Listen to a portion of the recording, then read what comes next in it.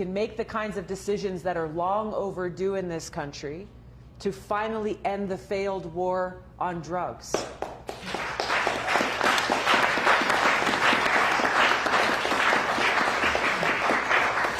We're seeing much more progress being made at the local and the state level all across this country, for example, in the area of cannabis.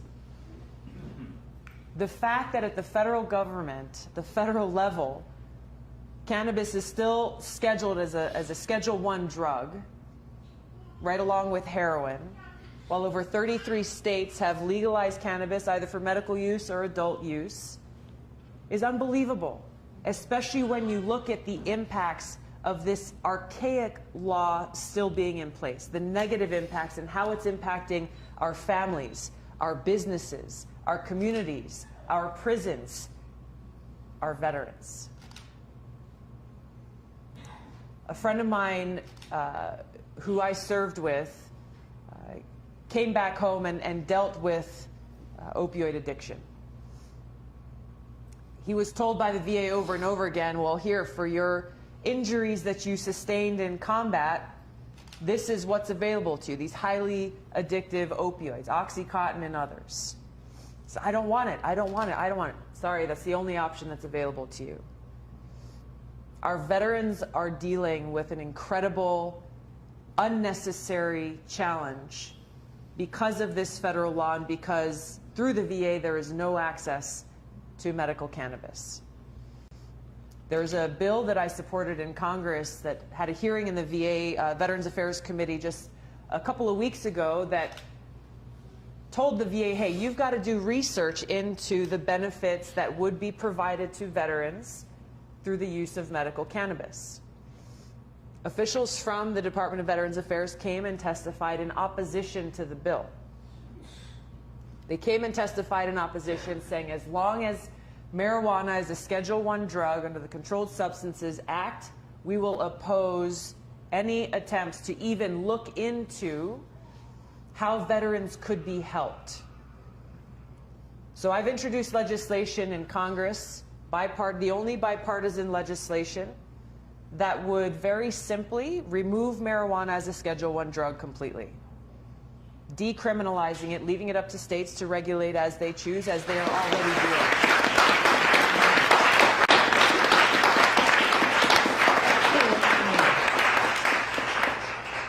These are the kinds of policies that we need to be passing that can and should have bipartisan support when people leave behind their own personal political interests and look at the real impacts on how they can best serve the people of this country.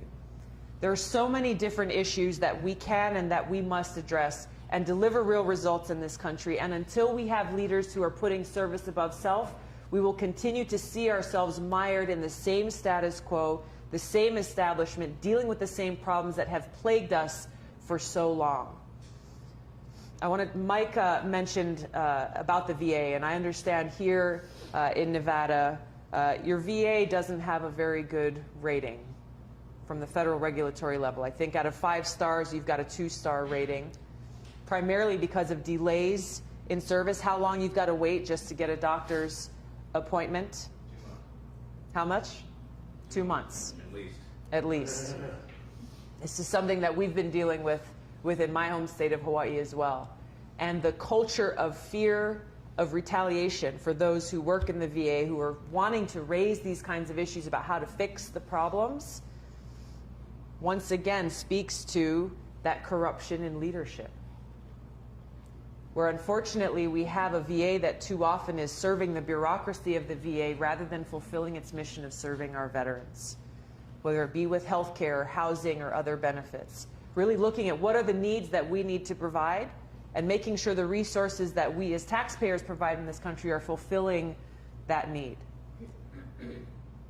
We've introduced legislation, address something that Mike brought up about entrepreneurship.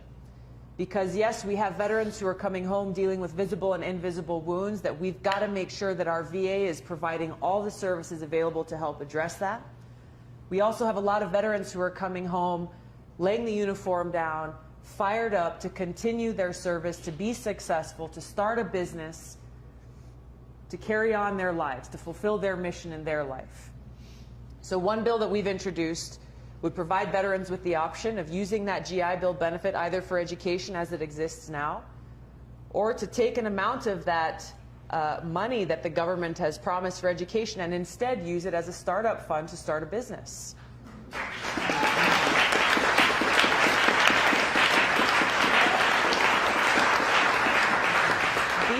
These are the ideas that come around when we're actually listening to our friends, our fellow veterans, and saying, hey, what do you want to do? What do you want to do with your life when you come home? You live this life of service for however many years, you're wearing this uniform, you're very mission-oriented, very focused, get the job done.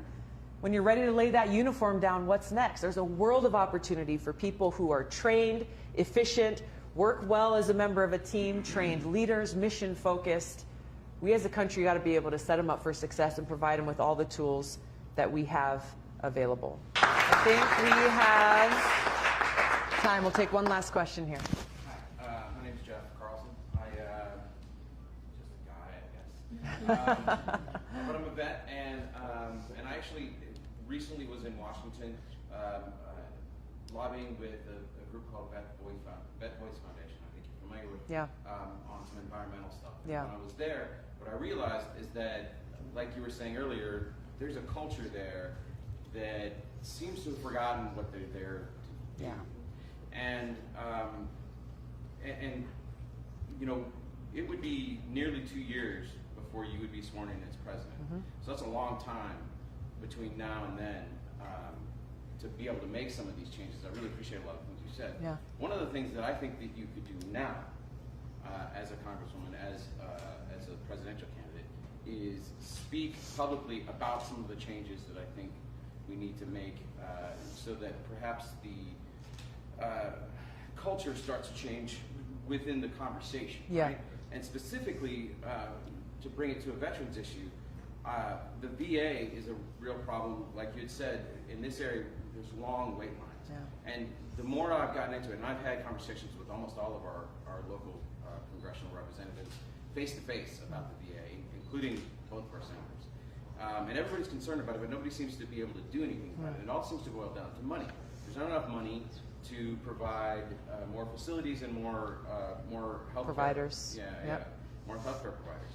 So one of my issues is I've got Gulf War syndrome-related digestive issues that nobody can really figure out, and I've been dealing with it for 20 years. And the GI clinic here, over the last couple of years, has lost like 3 doctors, and now they're shipping me out to outside care, and they give it a narrow timeline. I was able to do a procedure, but I can't do the follow-up for that procedure because I ran out of time to do that because, I don't know, it just doesn't make any damn sense. It seems to me that the solution for this problem is that instead of the VA running as its own unique kind of inside HMO system, if we had a universal healthcare system that moved the money to a much more, and the VA could operate as a specialty care clinic to provide specialty care for the unique issues that veterans have post-combat and post-service, that would be a way to open up the access so that vets and everyone else could just go to get the primary care stuff that they didn't need that specialty care for, and then still get the good care that they need, that the VA actually does well when you can get to it. Yeah. So I guess my question is, do you agree with that, and would you be willing to publicly say that universal health care is not the end of the VA the way a lot of people like to say it is, but it actually would be the thing that it needs to operate in its best Well said. form? Well said. Yeah. Yeah, I agree with you, and I support bringing about that change, bringing about universal health care, bringing about Medicare for all. That would open up that health care that every single American needs, regardless of how much money or how little money they have. It absolutely would not be the end of the VA. It would provide, I think, better opportunities for service for our veterans. This is something that we tried to address with the Choice Act that was passed. That's what you're probably struggling and dealing with right now.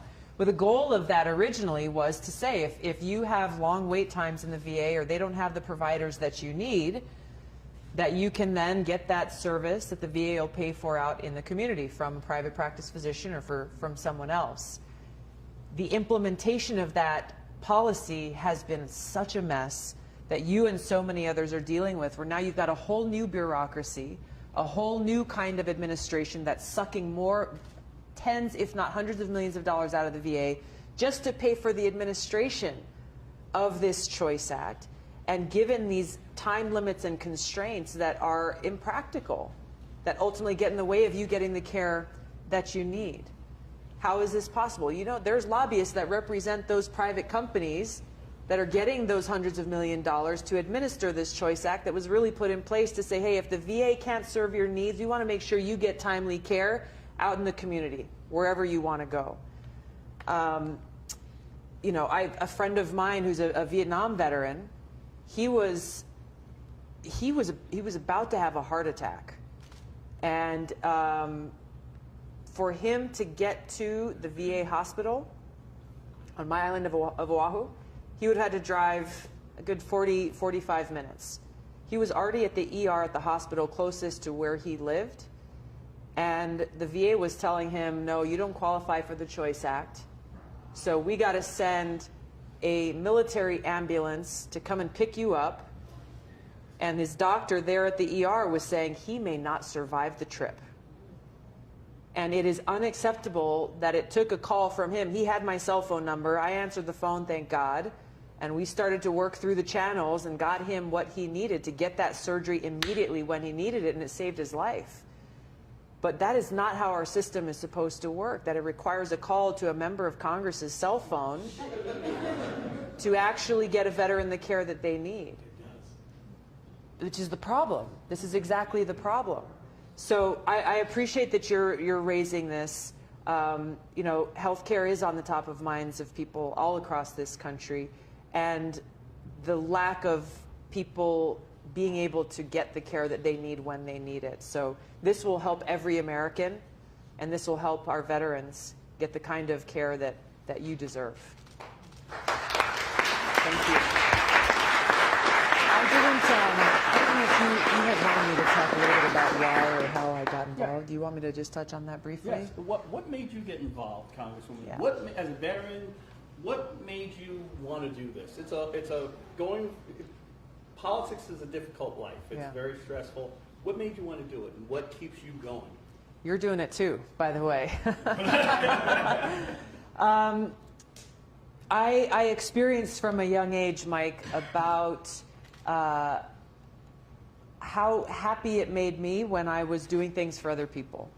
That when I was trying to make a positive impact, whether it was something simple or small in Hawaii, like going and cleaning up trash off the beaches on the weekends with my friends, things like that made me happier than when I was just doing things for myself.